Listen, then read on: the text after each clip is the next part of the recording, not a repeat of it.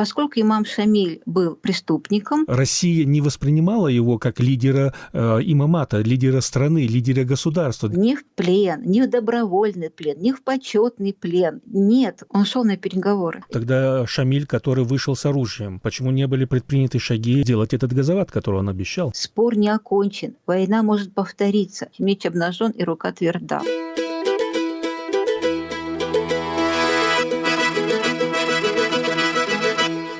Салам алейкум, добрый день. У микрофона Маэльбек Вачигаев, и вы слушаете «Хронику Кавказа» с Вачигаевым. Это мой совместный подкаст с редакцией издания «Кавказ Реалии». О чем этот подкаст? Вместе со своими гостями, учеными, экспертами, общественными деятелями мы будем обсуждать исторические проблемы развития Кавказского региона. Темы будут совершенно разные.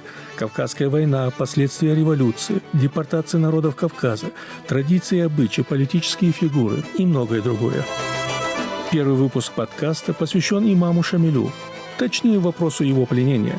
Ожесточенные споры в социальных сетях об этом историческом событии – явление нередкое в последние несколько лет. Что же произошло 25 августа 1859 года? Об этом я поговорю с дагестанским историком Патимат Тахнаевой, старшим научным сотрудником Института востоковедения при Российской академии наук.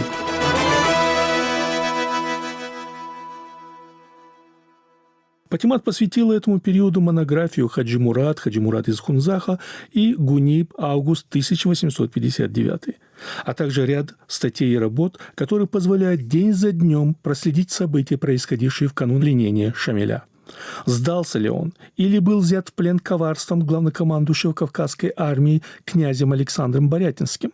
Давайте вместе попробуем разобраться, что происходило накануне и в день пленения имама 25 августа 1859 года.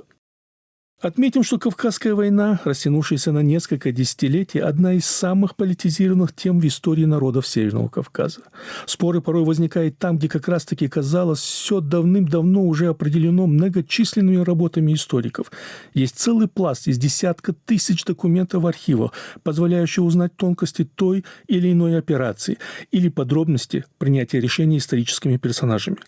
Касательно имама Шамиля, который начал свою борьбу в качестве лидера Дагестана в 1834 году и сумел заручиться поддержкой чеченцев в 1840 году, став главой Чечни и Дагестана, он сумел организовать классическое исламское теократическое государство имамат, которое просуществовало до лета 1859 года, то есть до момента его пленения. Патимат, тебе слово. Итак, если имам Шамиль к лету 1859 года полностью потерял Чечню, уходит в Дагестан, он направляется в Гуниб. И первый вопрос, почему именно Гуниб? Добрый день, Маэльбек. Значит так, потеряв Чечню, он окончательно потерял 1 апреля столицу имамата Ведено, но он еще пытался бороться за Чечню. Это была, попытка удержать какие-то крохи. Он не собирался отступать из Чечни, и более того, известно письмо, оно не опубликовано, но известно в архиве, в собрании документов Анны Борисовны Закс. Оно датировано концом мая, и в нем имам Шамиль созывает, это рассылка по всем имаматам, по всем наибствам, чтобы всех, кто выжил после чудовищной бойни в Ведено, они пришли на границу Чечни и Дагестана, Чеберлой, и начали строить укрепления. Причем в письме четко было написано, чтобы пришли с кирками, лопатами, топорами, и никто не имеет права отлынивать от этого. И там было приписано, что если кто-то попытается не принять участие, то его ждет месяц заключения в яму. Речь идет о конце мая. Позволю тут сделать маленькую ремарку, что на тот период в Чечне не было ни одной крепости, ни одного военного укрепления. То есть, как таковой, это первый тогда, получается, приказ имама Шамиля построить именно военные укрепления на территории Чечни. Да, к тому времени, то есть имам Шамиль, угрожая, ослушников осудить на месяц заключения в яму, он то ли не понимал масштаба катастрофы, то ли не собирался отступать вглубь Дагестана. Но что-то пошло не не так. В итоге он был вынужден. То есть я отвечаю на твой вопрос, почему он из Чечни отступает в Дагестан и идет на Гуниб. Он не шел на Гуниб. Он укрепляется в Дагестане, в Гумбете, на горе между селением Ичичали и Килятль. Это такая копия практически горы Гуниб, только поменьше чуть-чуть. Но географически ее, значит, конструкция такая же. Это возвышение, которое легко укрепить, но на этой горе не было воды. И тем не менее, имам Шамиль давно полагался на нее, он ее прежде укреплял. Вот. А здесь были брошены колоссальные силы. Это и артиллерия, это и порох. Опять как на Ахульго в свое время, как это делалось, был брошен клич, чтобы все, значит, приходили туда, к Килятлю, к Ичичали. Но, опять-таки, этот клич не был поддержан. Об этом пишет Абдурахман Гази Кумовский. И тем не менее, были укреплены побережья Андийского Кайсу, Аварского Кайсу. Имам Шамиль не был намерен пропускать противника вглубь Дагестана. То есть мысли об отступлении, там, чтобы сдаться в плен, боже упаси, этого не было. Но все пошло не так. То есть он не собирался отступать в Гуниб, он собирался побороться и не пустить противника в Дагестан. И укреплял по мере возможности все подступы в внутренний Дагестан, в горный Дагестан, не помышлял ни о плене, ни о Гунибе. Это вот о первых месяцах лета, скажем так, с июня 1959 года. О Гунибе речи не было.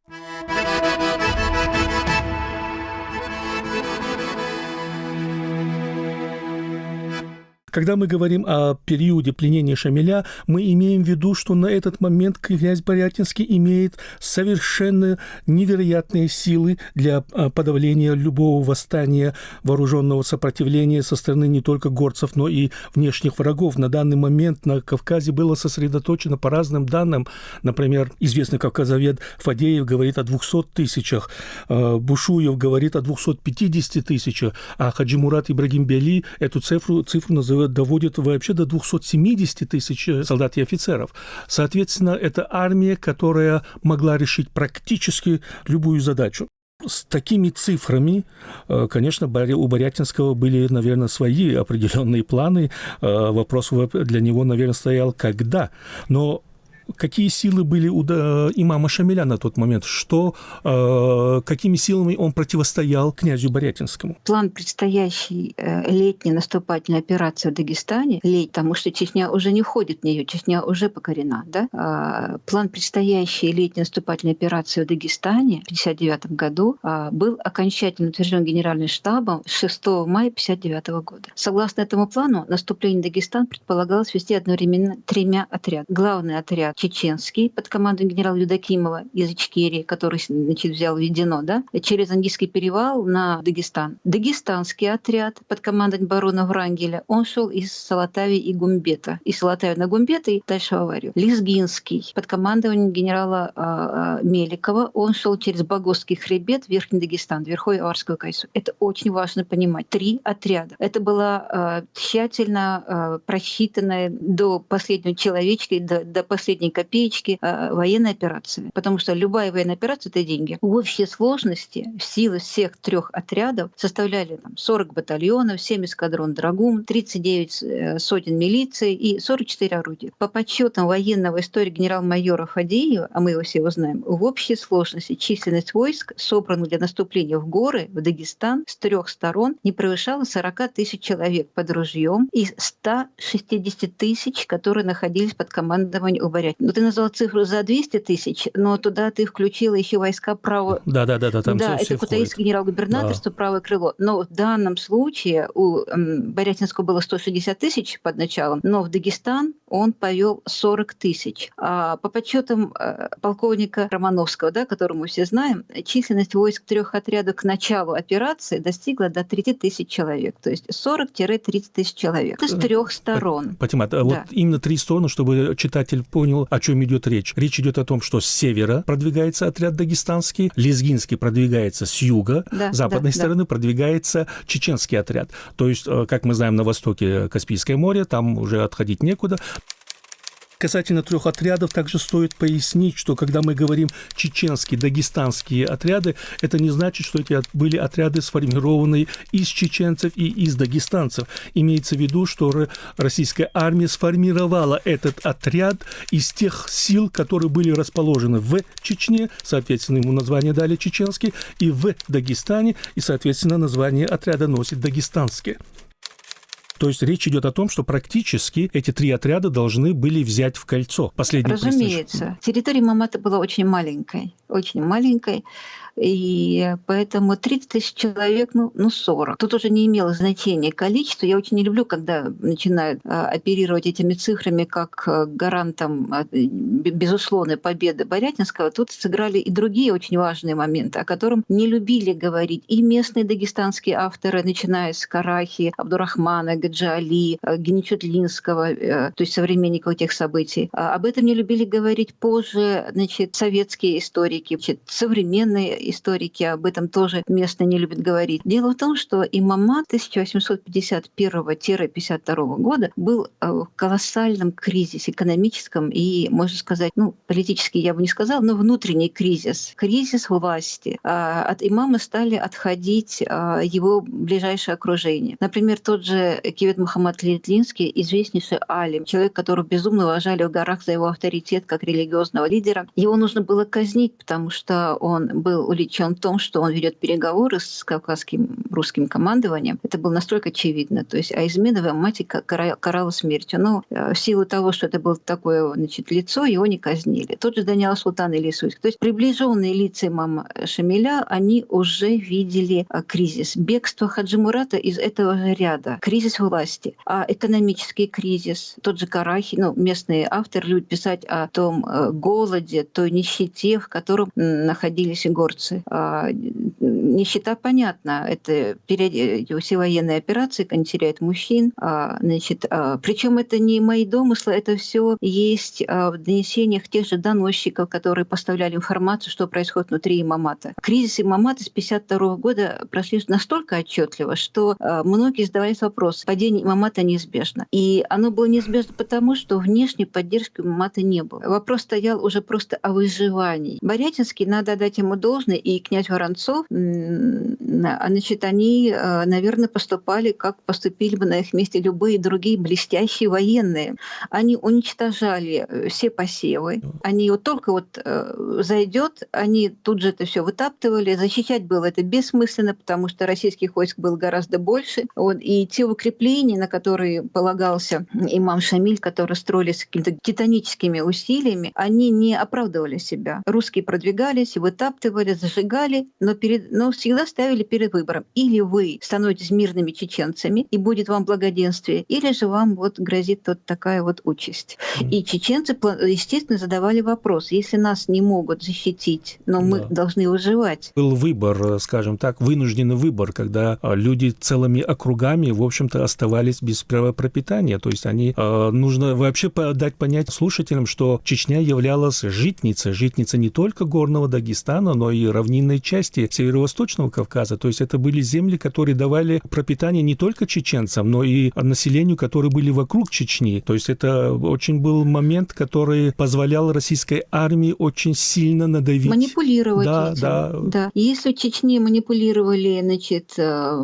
пахотными, землями, то в Дагестане они манипулировали скотопрогонными этими трассами, они задерживали скот на равнине, там перегонная система была. То есть это экономический рычаг сейчас называют, да? Но я просто хотела добавить, что, по-моему, 1952 годом датируется отчаянное письмо чеченцев, оно было перехвачено, они писали турецкому султану, и они просятся к султану, потому что жить в имамате они не могут, иначе вопрос так стоит, как им жить. Они просто не выживут, даже и сражений не нужно, они просто умрут от голода. Но письмо было перехвачено, не дошло до адресата. То есть я хочу сказать, что к 1959 году и Чечня, и Дагестан были крайне истощены. А еще засуха последних 2 лет, в горах был потрясающий голод. Ели траву, об этом пишут и местные авторы, и поэтому, и тем не менее сопротивлялись. Имамат, сопротивлялся, но после того, как потеряли Ведено, имам отступил в Дагестан, многие стали, конечно, задаваться вопросом, что дальше. И именно, возможно, поэтому к нему и Чичали не явились. Имам ожидал, что к нему придет много людей. Кстати, я забыла сказать самое главное, его окружало очень мало сподвижников. К тому времени, когда он пришел на Гуниб, с ним было около 40-70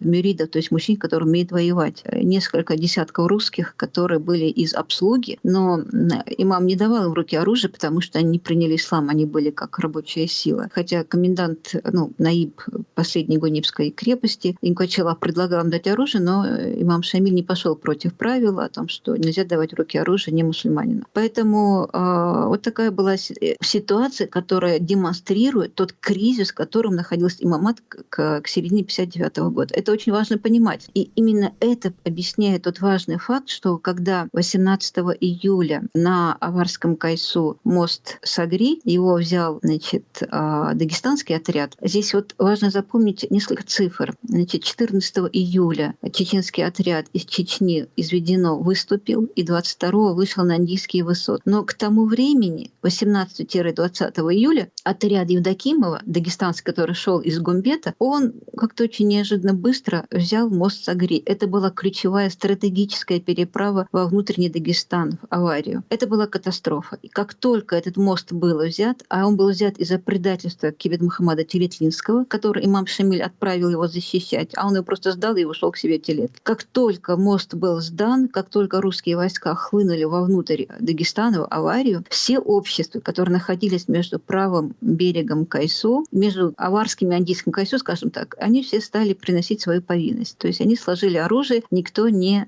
сражался уже. И после 21 июля началось беспрепятственное движение войск вглубь Дагестана. Горцы не хотели воевать. Местный автор за этим усматривал лицемерие, предательство, трусость. Ничего подобного. Колоссальный кризис имамата, который охватил с 1951 года, и очевидные события. Имам Шамиль неизвестно где, и все общества между Аварским и Андийским Кайсу, они принесли уже свою покорность. То есть мы наблюдаем просто разочарование населением имамата, который... Это кризис. Да, это кризис, который это кризис, привел к тому, отсутствие сил. Да. И люди начали, и окружение имама Шамиля, с которым он прошел 10, 15, 20 лет. Но как только стало очевидно, что от имама Шамиля ушел Кибет Мухаммад Телетлинский, от него ушел Даниал Султан Илисойский, вот буквально в эти дни. Два ведущих его соратника. Да, это его бывшие мудиры, которые целыми областями руководили. Это, Кибет Мухаммад Телетлинский вообще авторитетный религиозный деятель того времени, да? Вот. И поэтому сопротивления уже не было. К сожалению, фольклор приписывает это деньгам, которым щедро делились русские генералы. Но русские генералы, мы знаем, что каждую копейку подсчитывалось, и знаем, насколько расходовалось на каждый отряд, какие деньги. То есть это не секрет. На каждый отряд был как бы своего рода бюджет, который выделялся. Конечно, Этот бюджет утверждался в Санкт-Петербурге, то есть местные власти не могли израсходовать каждому желающему, выдать там по 10 рублей. Нет, такого не было и быть не могло. То есть каждая копейка была на счету, и речь шла именно о бюджете этого отряда. Дело в том, что у России тогда были свои проблемы, денег не хватало, были серьезные проблемы, в Европе, там требовалось его военное присутствие, и как-то, считали каждую копеечку. Не хотели продолжать, никто не верил, даже после взятия Ведено в апреле 1959 года, никто не верил, что война скоро закончится, предполагали где-то, середина 60-х годов, и не хотели финансировать. Борятинский поехал в Петербург, он был очень близко знаком с императором, встретился с ним и убедил его, что надо операцию вести до конца. И получил деньги, он восторженно пишет об этом, шлет телеграмму Милютину о том, что деньги получили и войне быть. Потому что Борятинский был действительно не заезжий генерал на Кавказе, да, а вместе с Воронцовым и сам по себе они знали своего противника хорошо. Тем более он был уже во второй раз на Кавказе, так что это... И у него очень хорошо была поставлена вот эта система сбора информации. Он хорошо владел ситуацией. Он верил в то, что поступает правильно. Такой забавный момент. Не верили. Внутренние горы казались для России какой-то загадкой, которая заключает какие-то неведомые силы.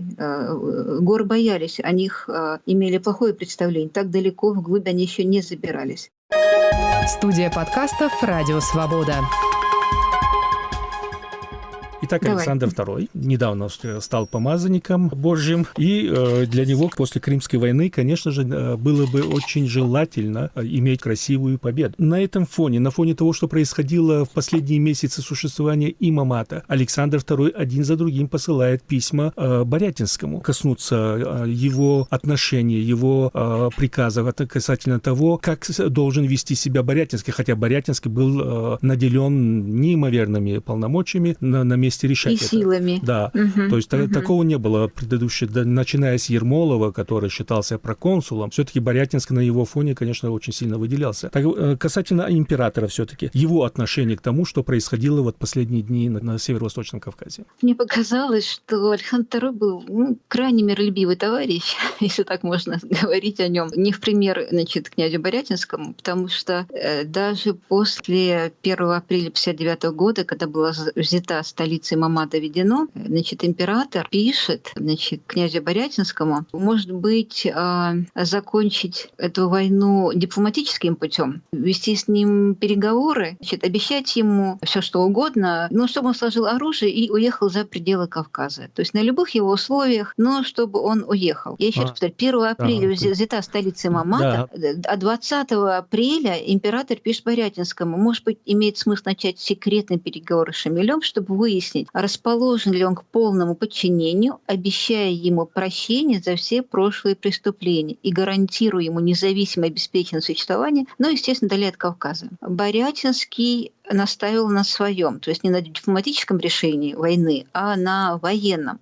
Он писал, нужно сломить силой оружия сопротивления. Не подкуп, а невозможностью дальнейшей борьбы заставить изъявить покорность и сдаться на волю победителя. Это две противоположные точки зрения на завершение Кавказской войны. Повторяю, это апрель 1959 года. 10 августа, напомню, что к тому времени имам Шамиль уже на Гунибе, он окружен, Борятинский получил еще одно письмо. К тому времени, уже информированный о триумфальном шествии войск по Аварии, император не скрывал, что потерял интерес к мирным переговорам с имамом и писал, что эти мирные переговоры уже теряют свою значимость в свете последних событий. Это логично. То есть враг окружен на горе, с ним практически нет никого, кто мог бы защищать. И в отличие от Ахульго, ждать помощи неоткуда. Просто некуда было ему ни отступать, ни бежать, ни ждать какой-либо помощи. И, естественно, император, получив 10 августа эти сообщения, писал, что в свете последних событий эти переговоры во многом теряют свою значимость. То есть уже дипломатическое решение, оно не актуально. Уже стало очевидно, что это вопрос окончания войны в Дагестане, это вопрос нескольких дней или месяцев, но это гора, где закрыли противника. Не будем демонизировать князя Борятинского, потому что он 10 августа получает письмо от императора, 19 августа он начинает переговоры с имамом Шамилем. 18 он прибыл к Гунибу, Борятинский, и 19 на следующий день открывает переговоры. Он не хотел кровопролития. Конечно, те, кто недолюбливает князя Борятинского, могут усматривать, кстати, у него были недоброжелатели еще при его жизни, завистники, они говорили, что он торопился к именинам императора сделать такой подарок. Но это очень красиво, это можно предположить, почему нет. Он видел, как гора была колоссально укреплена, и он понимал, что это опять...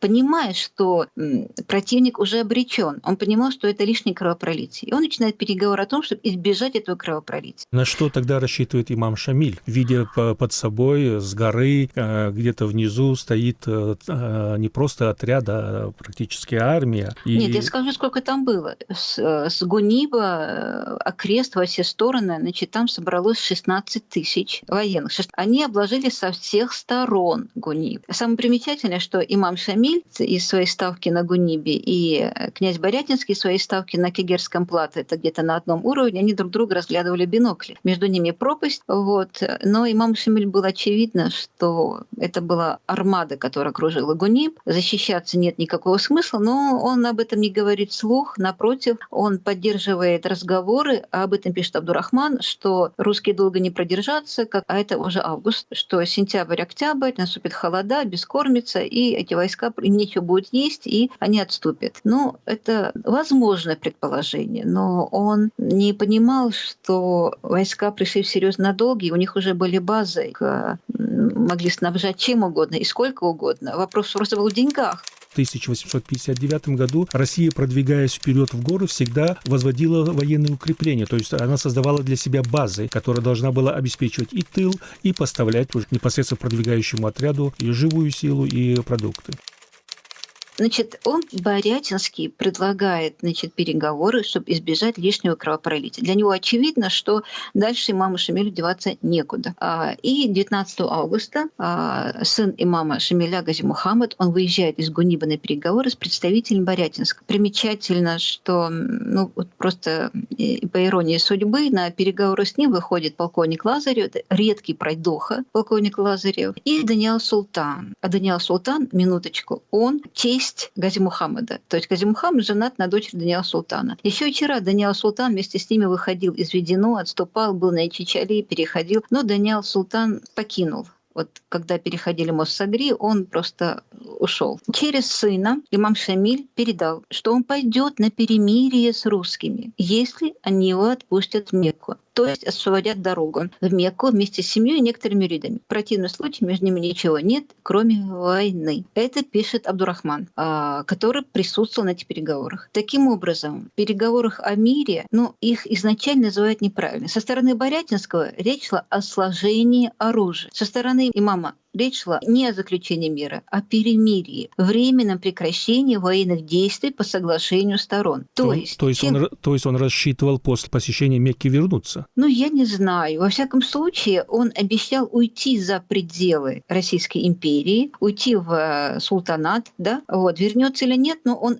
обещал покинуть пределы Российской империи, чего и добивался император с самого начала, хоть за самые большие деньги. В данном случае, когда имам уже был на Гунибе, и уже некуда отступать, и помощи ждать неоткуда, он просит дать ему дорогу, уйти в Мекку, уйти к султану.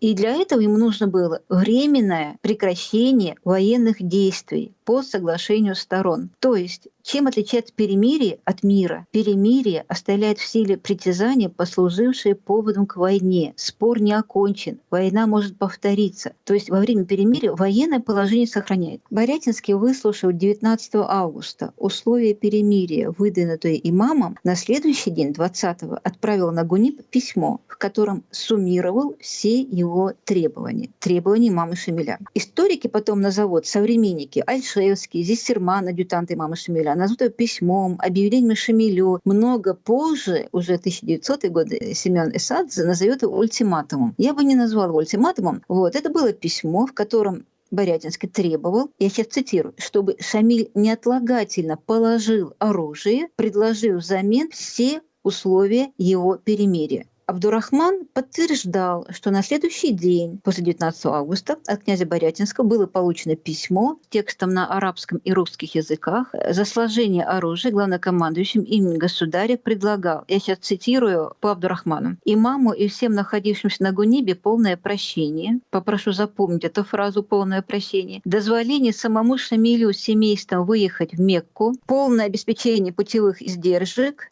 и доставление его на место. И 4. Обещание определить размер денежного содержания ему с семейством. Казалось бы, обе стороны должны быть довольны. Но это было отправлено 20 августа. Но, к сожалению, имам Шамиль отказался от этого предложения. Почему? У нас есть очень хороший корпус источников, который объясняет, почему. Имам Шамиль отправил на следующий день 2 своих приближенных людей, Юнуса Черкеевского, друга детства, его ближайшего подвижника, которому безумно доверял, и Инчилава Аварского, который на тот момент был ибом Гунибской крепости. И Гаджи Али, который в свое время был секретарем имама Шамиля и был в гуще этих событий, он тогда был выполнял временно обязанности писаря имама Шамиля, он писал письмо имаму князю Борятинскому. И Гаджи потом об этом письме пишет, о чем оно гласило. Имам Шамиль просил, главнокомандующего оставить его еще 1 месяц на Гунибе. И второе,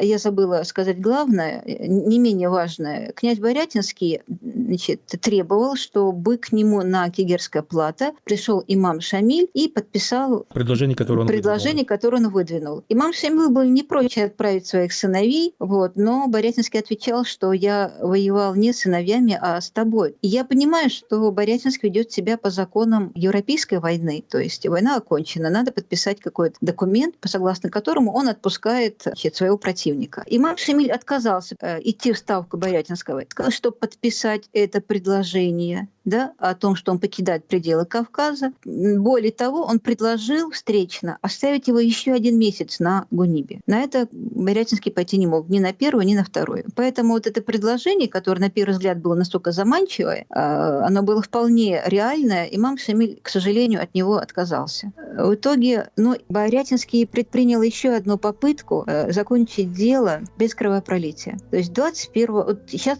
наблюдаем, запоминаем цифры. 21 августа его дипломаты, которые были в ставке Борятинского, вернулись в Гуниб. Ответа не было. 22 августа было написано еще одно письмо горцам от имени начальника штаба армии князя Милютина, в котором князь Борятинский требовал немедленного ответа. Письмо было написано на арабском и заключало основной вопрос: хотите ли мира, как указано наместником, или нет? Вы имеете право до 1 часа. В противном случае между нами будет враждебно. То есть ждали в течение 23-го. Но в тот же день имам, то есть сроки были до конца следующего дня, но в тот же день имам прислал в ставку Борятинского официальный отказ от заключения мирного соглашения. Оно было написано на обороте письма, отправленного утром. Абдурахман передавал содержание этого письма, потому что он сам его писал под диктовку. И там были такие слова: «Если вы отпустите меня с семьей, детьми и с некоторыми из моих асхабу хадж,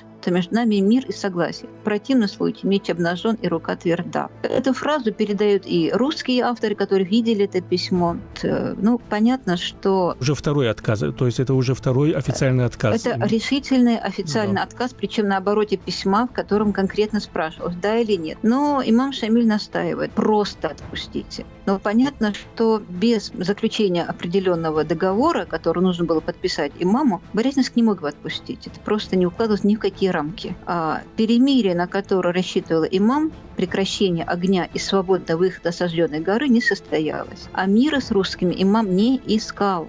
И в тот же день Борятинский отправил военному министру отношение, в котором сообщил о результатах переговоров. После 4-дневных бесплодных переговоров я приказал прекратить их и приступить к предварительным работам для владения Гунибом. То есть 22 августа с Гуниба был получен окончательно отрицательный ответ имама на предложенные условия. 23 августа в ставке Борятинского было принято решение о штурме Гуниба. 24 августа войска приготовили к штурму, и следующим утром с рассветом 25 августа поднялись на гору Гуниб, а к 9 утра окружили селение Гуниб, которому закрылись его последние защиты. Вот вся история первого этапа переговоров.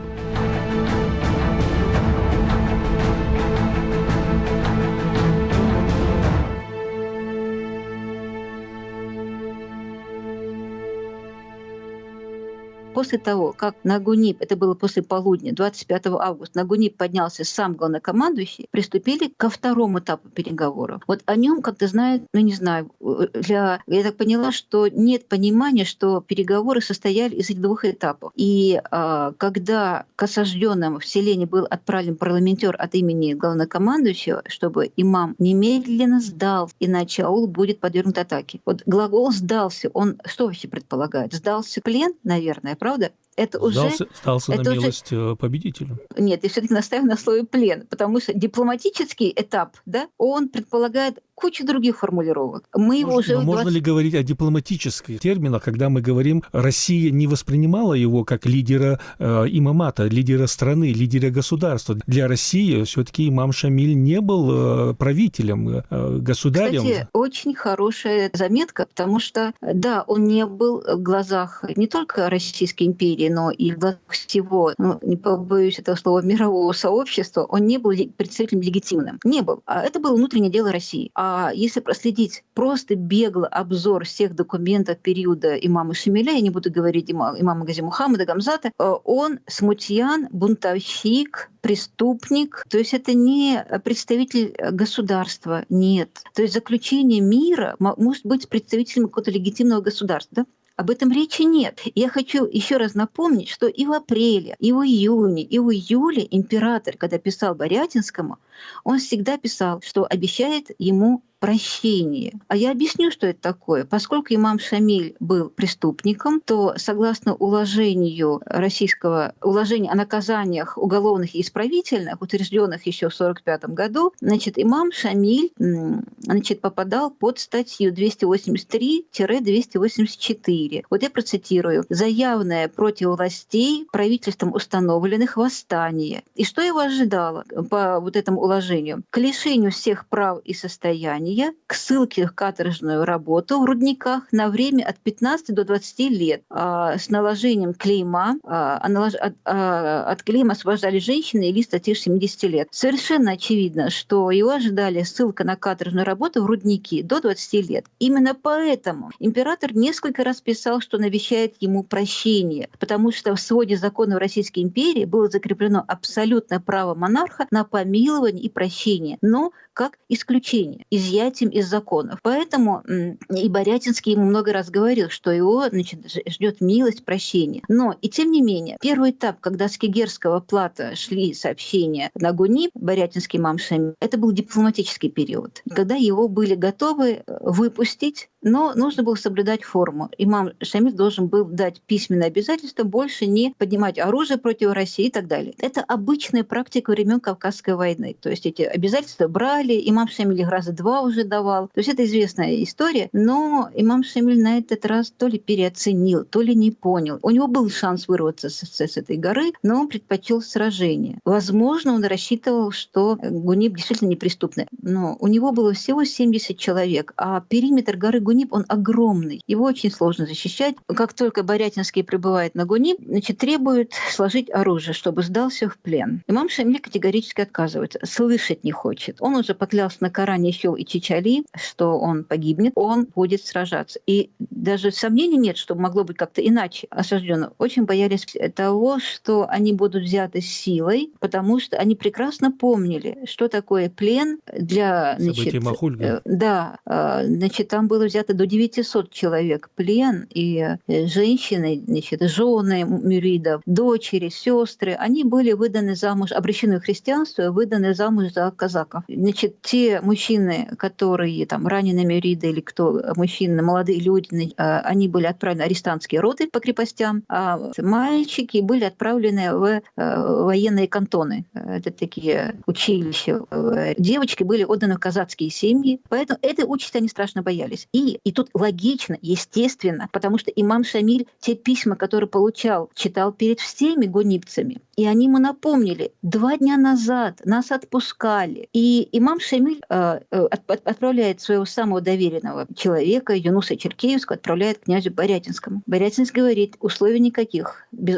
Плен и дальше на участь императора. Что он к Юнусу передает имаму Шамилю? Он говорит, что Сардар предложил выйти имаму на переговоры, чтобы поговорить о том, как быть дальше. Какие проблемы у нас, какие проблемы у них, то есть на переговор. Слова Юнуса передает Абдурахман, которого трудно уличить какой-то предвзятости. Сын шейха, зять имама Шамиля. И имам Шамиль, видя состояние окружающих, плачущих, ревущих жен, детей, там, в принципе, было все его семейство, и его сыновей, и его близких, а было несколько людей, которых отправляли в Гуниб на переговоры. Один из них тоже напомнил про Ахульго. Ты этой участи хочешь своим женщинам? Это было самое страшное, что они даже не могли представить. Лучше погибнуть. И напоминает про вот те переговоры, которые 2 дня назад предлагали дорогу. Почему бы и нет? Это говорит ему сын имам Гази Мухаммад. Почему бы не пойти? И он соглашается после того, как Юнус вернулся с этими словами. Он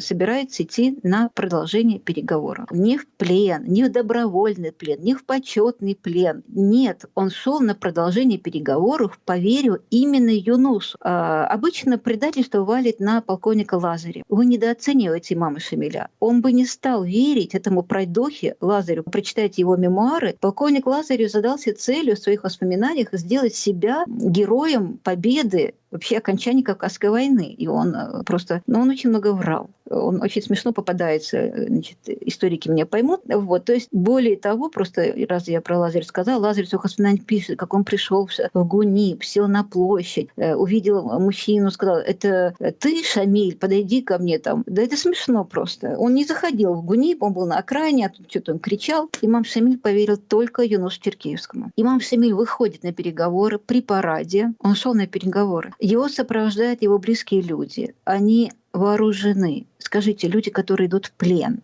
Они вооружены, и они договорились между собой. Если их будут разоружать, они начнут газовать. Они погибнут, на оружие не сдадут. Как вы думаете, это пишет именно участник этих событий? Человек, который идет в плен, будет думать о том, что в случае разоружения плен с оружием не идут. То есть это просто элементарно логика показывает, что имам Шамиль шел на переговоры и на продолжение тех переговоров, которые он сам же и прервал. И он подходит к князю Барятинский, соответственно, отправил, значит, с Юнусом безусловный плен и никаких условий. Условия были вчера. Но Юнус, там было 5 переводчиков с арабского. Юнус знал арабский язык. Я не думаю, что здесь произошла какая-то ошибка. Пусть будет эта ошибка. Если бы Юнус ему сказал, Шамилю: тебя ждет плен.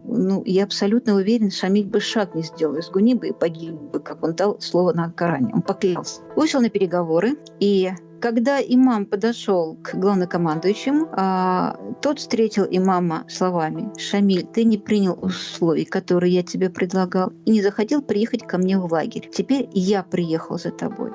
Ты сам захотел предоставить войне решить дело, и она решила его в нашу пользу. Теперь о тех условиях уже и речи нет. Ехать в Петербург и там ожидать решения своей участи от милосердия государя. Заодно тебе ручаюсь, это за личную безопасность твою и твоего семейства». Логично, да?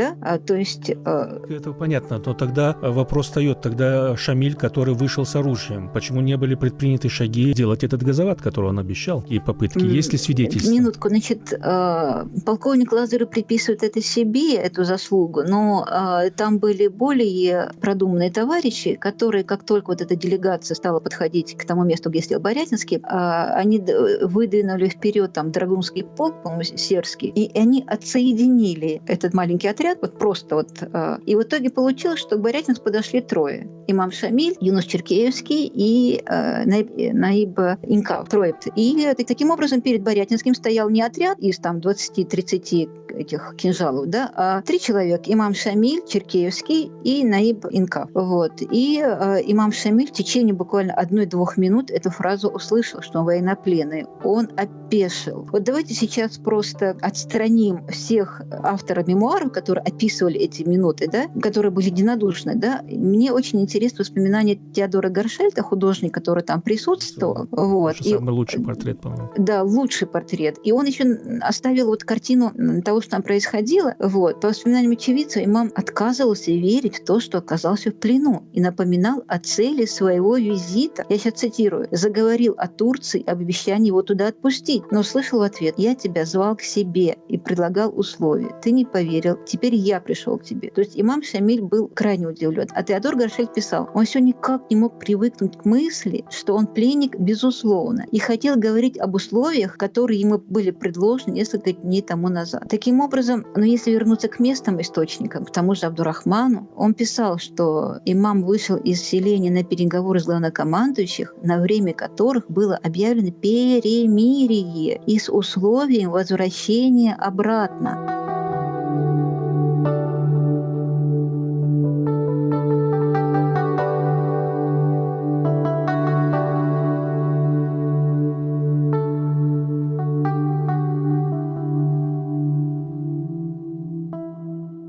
Если подвести и сделать итог тому всего, что ты сказала, что произошло 25 августа 1859 года? 26 августа Борятинский отправил в Петербург телеграмму: Гуниб взят, Шамиль в плену. И таким образом, если совсем уже коротко, на переговорах, открытых 19 августа, имам Шамиль предлагал временное перемирие, которое позволило бы ему с единомышленниками беспрепятственно покинуть осажденную гору и пределы Российской империи. Главнокомандующий со своей стороны настаивал на предварительном заключении с имамом и его сыновьями письменного соглашения о сложении оружия и обязательстве жить за пределами Российской империи. Имам не только отказался заключать соглашение, которое гарантировало выполнение его условий перемирия, но и выдвинул еще одно невыполнимое требование – оставить его на Гунибе в течение еще 1 месяца. Однако 25 августа, сознательно или случайно введенный в заблуждение доверенным лицом, он вышел из осажденного селения Гуниб на продолжение переговоров с главнокомандующим и был взят в плен. Вот короткая история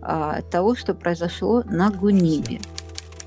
Таким образом, взятый в плен имам Шамиль был отправлен князем Борятинским в Петербург, где после встречи с императором Александром II в сентябре 1859 года он был сослан на постоянное место жительства в Калугу. И он там оставался со всей своей многочисленной семьей до ноября 1868 года. После из-за климата было решено его переправить в Киев, но здесь он не задержался, так как 3 месяца спустя, в начале 1869 года, получив разрешение совершить хадж в Мекку, он покидает Россию, чтобы умереть и быть похороненным в 1871 году священным для любого мусульманина в городе Медине.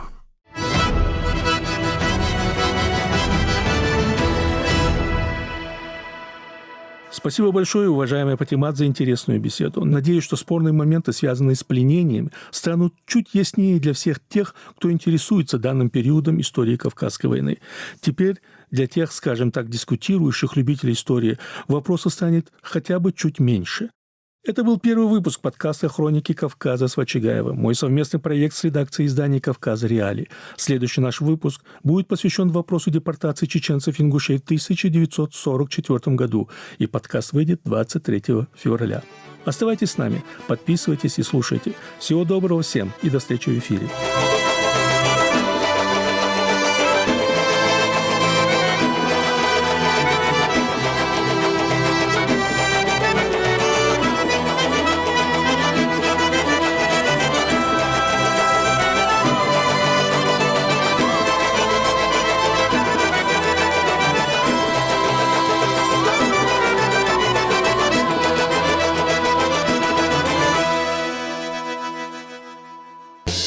Привет, меня зовут Елена Фанайлова. Я поэт и критик, обозреватель культуры «Радио Свобода», бывший врач. Мой подкаст называется «Фанайлова. Вавилон. Москва». Мы говорим с художниками и писателями о духе времени, старом искусстве и современности, о художнике, политике и войне. Мне нравится ироническая эстетика кабаре и искренность собеседников. Подкаст выходит по пятницам. Слушаем в приложениях Apple и Google, в Яндекс.Музыке, Spotify и в телеграм-канале студии подкастов «Радио Свобода».